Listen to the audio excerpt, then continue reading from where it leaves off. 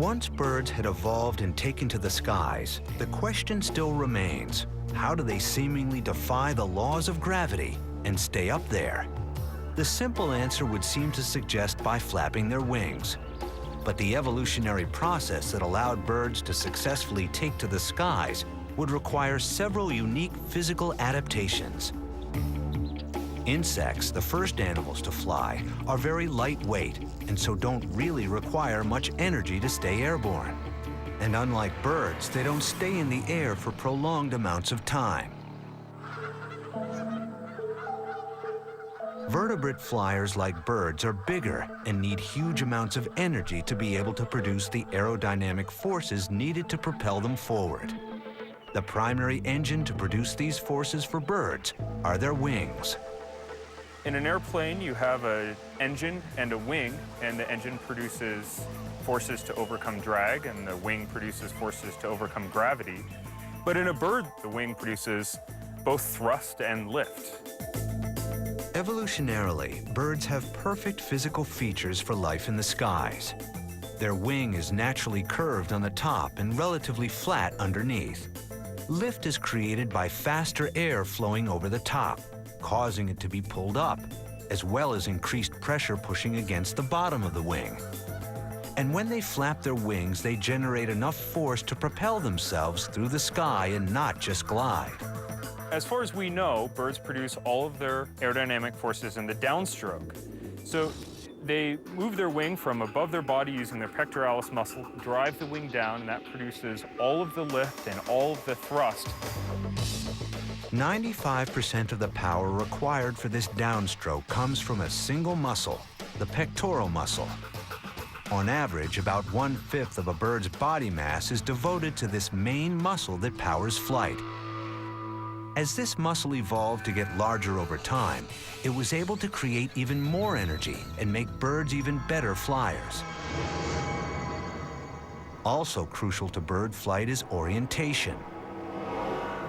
Birds have the unique ability to always tell what is up and what is down when they are moving through the air, especially when they are turning.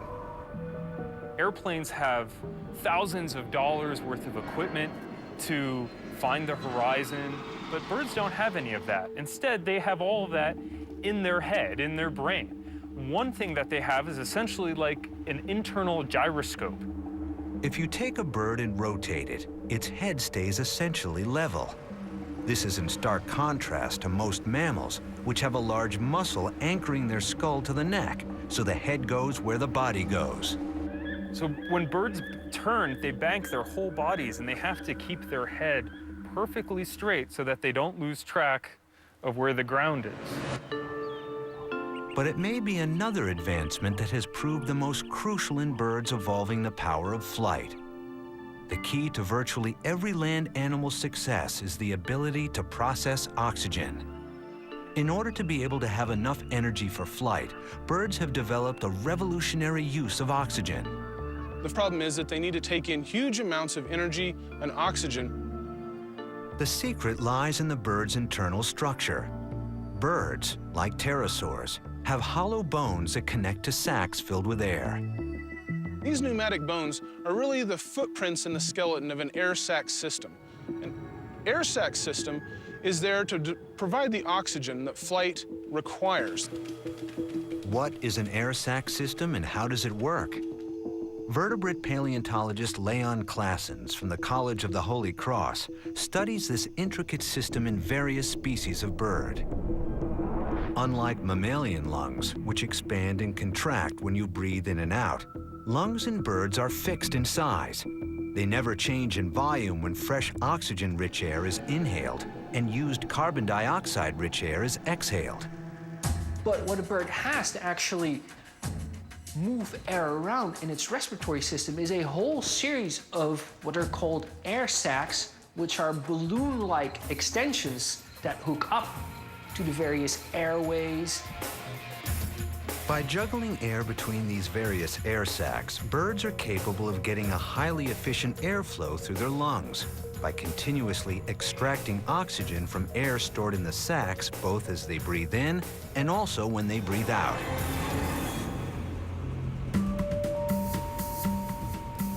At Harvard University's Concord Field Station, Claessens and his associates use an X-ray video technique called cineradiography to observe how this unique air sac system works. Claessens positions the bird inside the device where the video captures images of the air sacs at work. You can see right here on this film that as the rib cage enlarges, the majority of these air sacs, and especially the ones toward the tail end of the animal, greatly increase in size. These air sacs allow the animal to continuously shift air around as and when they need it, and provides them with a highly efficient breathing apparatus that is unique to birds. You see right here with anatomy in action in the living animal, one of the most elegant and most efficient designs that is present in any living vertebrate and any living backboned air-breathing animal. All living birds today have air sacs, and there is evidence that they were present in some dinosaurs. So they must have evolved long before birds ever took to the skies. In large dinosaurs, such as Tyrannosaurus, you have evidence for the presence of air sacs because you have openings in the bones where parts of these air sacs have invaded the bones. Anatomy that had already evolved in ground-running dinosaurs, like air sacs and feathers, was fine-tuned by natural selection to produce great flyers. This unique anatomy would pave the way for 10,000 species of birds to populate every continent on Earth. But 55 million years ago, one group of mammals with none of the features that birds have was about to conquer the skies in a whole new way.